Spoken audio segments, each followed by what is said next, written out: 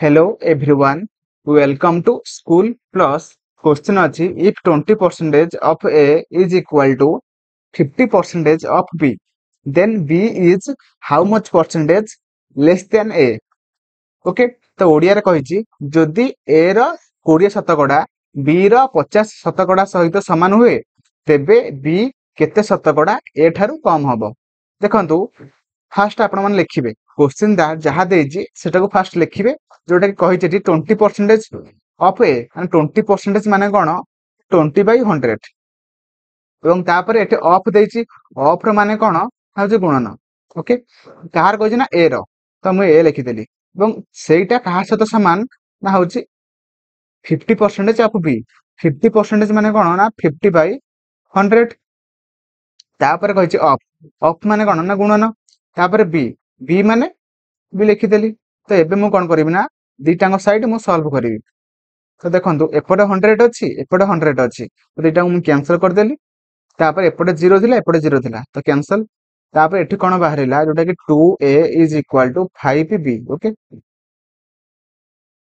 तापर a by b is equal to 5/2। Okay तो एठु हमें कोन जानिले जोटे कि a is equal to 5 and b is equal to 2।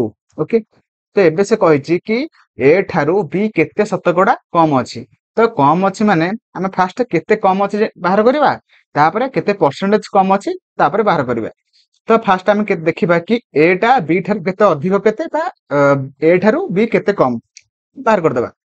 तो देखंतु b टे केते कम ना हमें a माइनस b a रु फेडी देले b तो केते माने b टे केते कम बाहरी पड़िबो जोटा कि 5 माइनस 2 जोटा कि 3 माने b होउची a ठारू 3 माने सानो ना कम अछि तो सेटा देखंतु हमें परसेंटेज रे बाहर करबा जोटा कि 3 कम अछि केते रु ना एठी देखंतु एठी कहितला कि लेस देन a माने a रु हमें बाहर करबा। ओके तो a रे वैल्यू केते ना 5 तो परसेंटेज माने कोन ना कोन करबा ना हमें गुणिबा 100 तो 5 रे 100 को कैंसिल हेले जोटा कि 20 हबो एंड 20 into 3 जोटा कि 60 तो 60% विल बी राइट आंसर जोटा कि option C will be right answer 60% जोटा कि माने ए ठारू बी कम अछि 60%।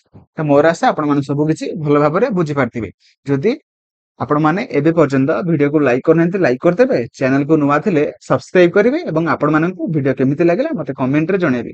थैंक यू जय जगन्नाथ।